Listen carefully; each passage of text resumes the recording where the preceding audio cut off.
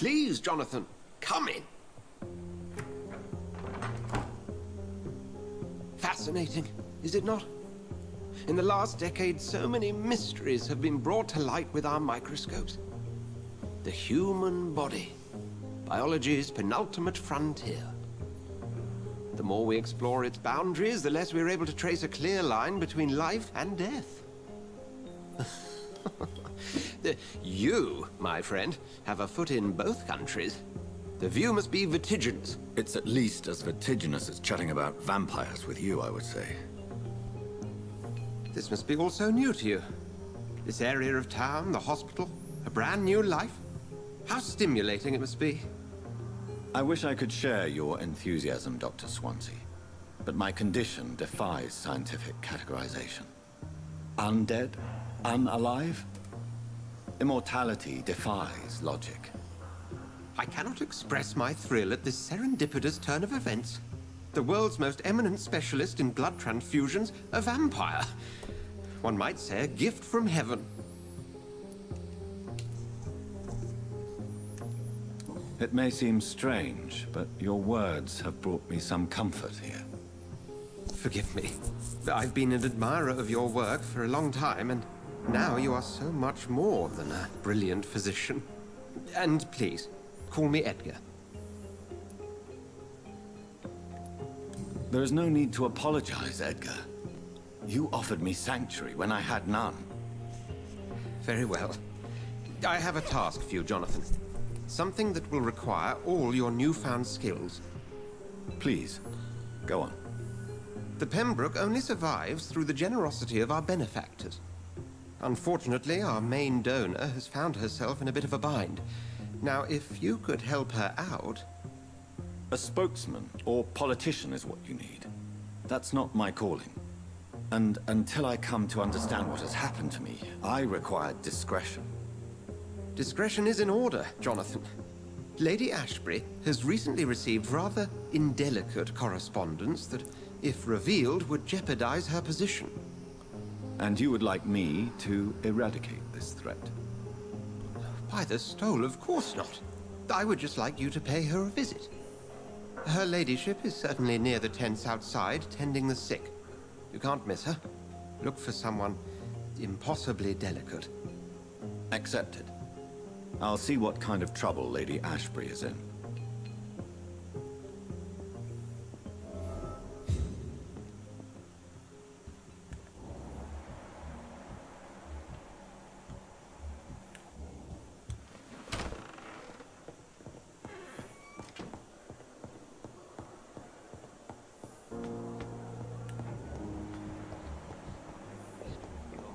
I wonder what your last thoughts would be, Daily sir. routine.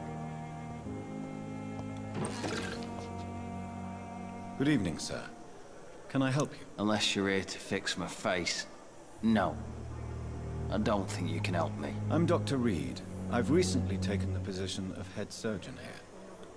War injuries, am I right? You guessed right, Doctor. German shell took my pretty little mug right off. But they still call me Thomas Elwood. Have you heard rumors of underhand dealings in the hospital? If you want to know what's going on here, you better talk to Miss Jones. She knows everything.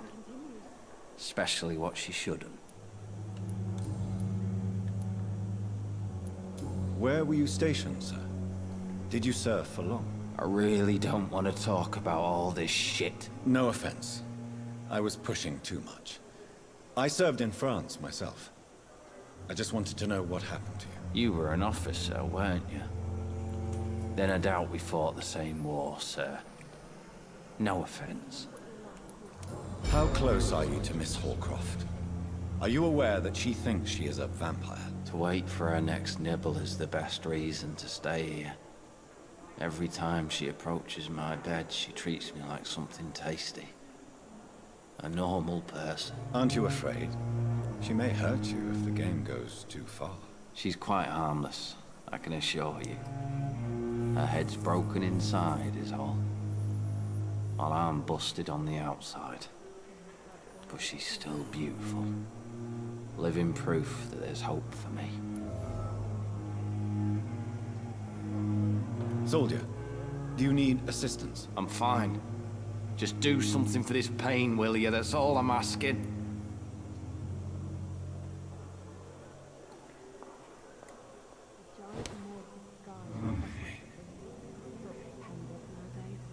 Time has lost its effect on me, but the suffering continues.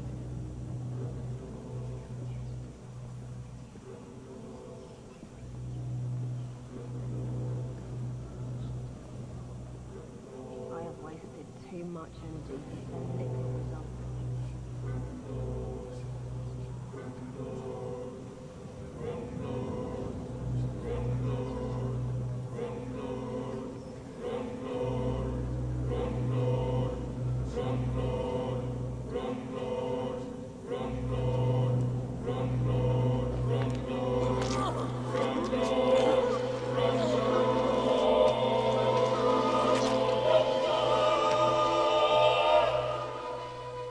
So this is how it ends. Farewell, my life, you betrayed me, good.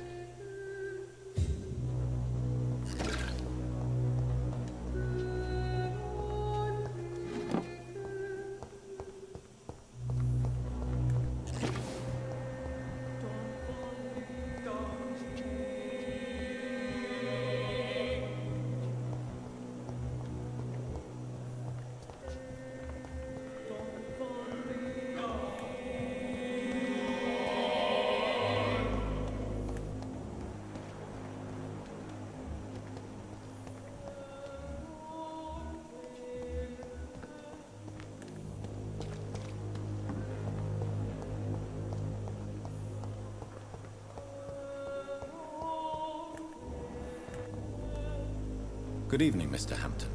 How do you feel? Dr. Reed, is it? Oh, sir, I must apologize for my behavior. What do you mean? I was not myself in the factory. Fear and exhaustion made me say awful things to you, I'm afraid. You remained perfectly nice and polite.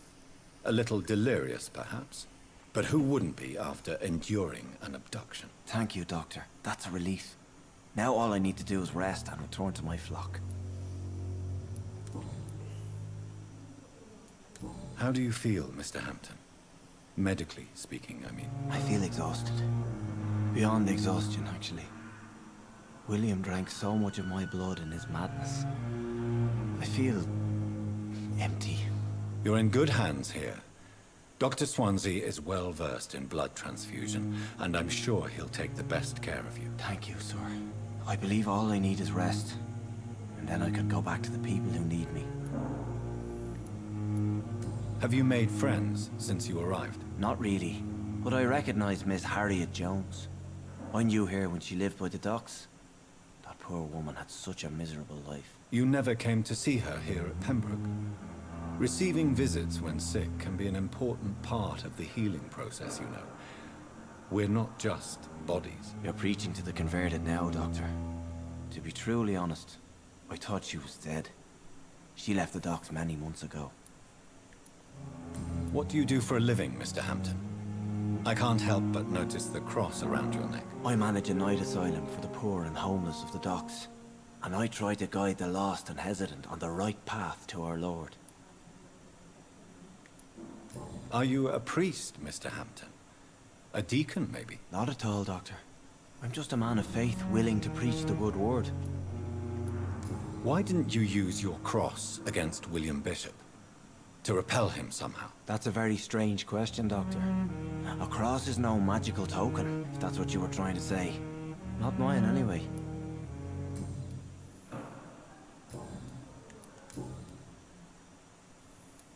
What is the general situation in the East End docks? The situation has always been tough, with a lot of tensions between the gangs and the Dockers' trade union. The Wet Boot Boys are very nervous since they lost their leader. Who leads the gang now? Since Clay Cox went missing, it's his wife Edwina who runs the show, with the assistance of her minion, Booth Digby. Has the gang been threatening you? Ah, no. I've had this nickname for so long, you know, the sad saint of the East End. No one dares to bug a saint, not even criminals. How did you end up in William Bishop's den? I had received alarming news about his recent behavior. I went to his place, and he refused to let me go. Why did he abduct you? William was an alcoholic. His addiction suddenly changed to blood. I don't know why. Just like a patient I met here. This Miss Hawcroft. You dared to enter this awful place alone. You're a hero, Mr. Hampton. Or a fool. I'm just a man trying to help his friends, Dr. Reed.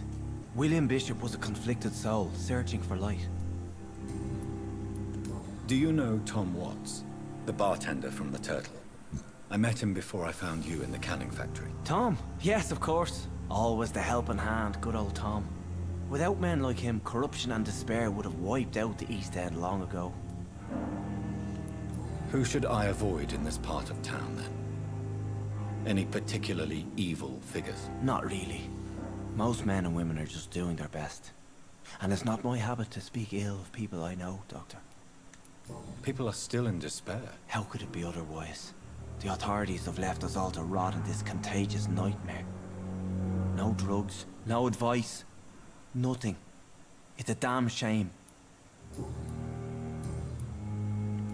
Goodbye, Mr. Hampton. We'll talk again later.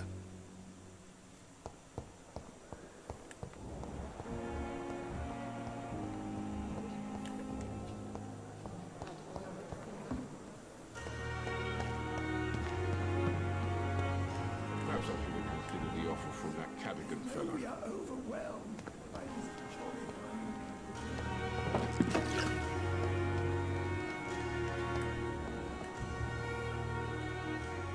The flu took my dear wife, Emily. I take comfort knowing we'll soon be together again. Mr. Rainfield, that's no way to talk. You're in good hands here, and we'll be up again soon enough.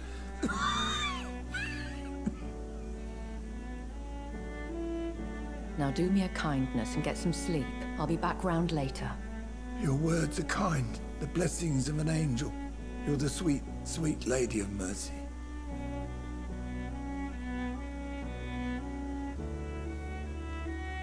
Good evening, Dr. Reed. It's a pleasure to see you again. You seem surprised. Dr. Swansea has brought me up to speed concerning your recent appointment to Pembroke Hospital. You're a the lady who saved me that night, before vanishing into thin air. I remember you from the pub with Dr. Swansea. Indeed. Allow me to introduce myself formally this time. My name is Lady Ashbury. I remember you well, in spite of the brevity of our encounter. Apologies. You've taken me by surprise. I'm very happy to see you. The pleasure is mine, Doctor. I hope you're more disposed to answer my questions now. You must have countless questions, but our rather urgent matter first. Swansea has explained. My cover, if you prefer, has been compromised. Dr. Swansea has commissioned me to be your agent in this matter. You could start by explaining what's amiss. These past insufferable weeks, I've been the victim of extortion. I've made a first payment, but the blackmailer grows greedy. I must refuse his most recent demands.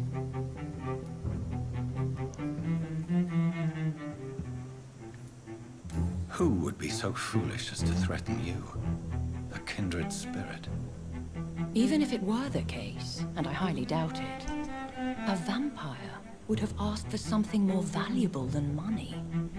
My suspicions lean toward a patient or their family. What are your expectations? Please be precise.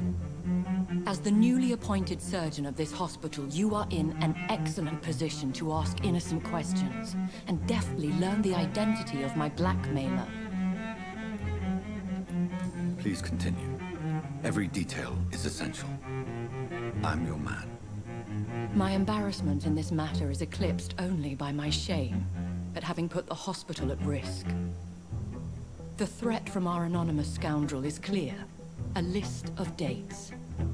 My visits coinciding with the dates of suspicious patient deaths due to massive blood loss. Is it true? Now aren't you the blunt one? Excuse my impertinence, your ladyship. This is not an interrogation. I assure you that this line of questioning is in your best interest.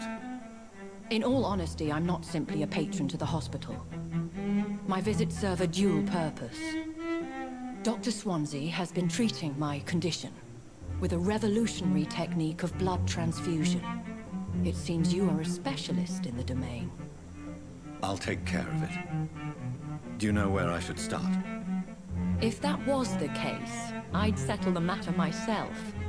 You could talk to our local gossip, Harriet Jones. Not a pin drops here without her hearing about it. I'll meet that woman now. My life, as others know, is in your hands, Dr. Reed.